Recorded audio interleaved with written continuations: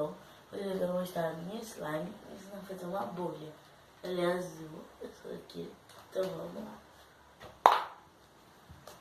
Ó, olha gente, ela estica assim.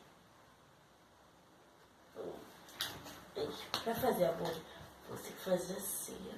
Esticar, tem que mexer. Eu sempre faço assim. Assim, assim, abre assim. Um, dois, três. Olha, gente. Ó, de novo.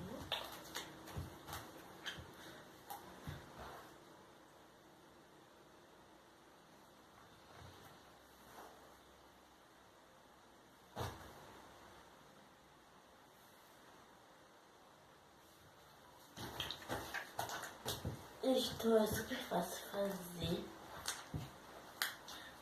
Ó.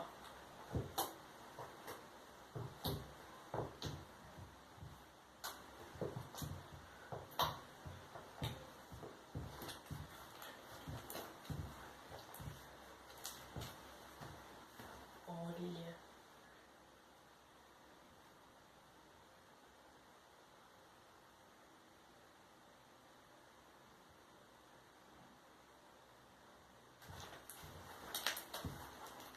Eles têm que mexer bem pra fazer outro. Agora.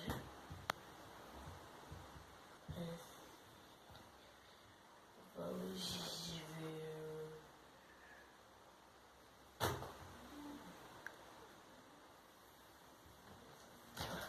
Vou mexer mais. E aí, quando você for mexendo mais, é maior vai ficar.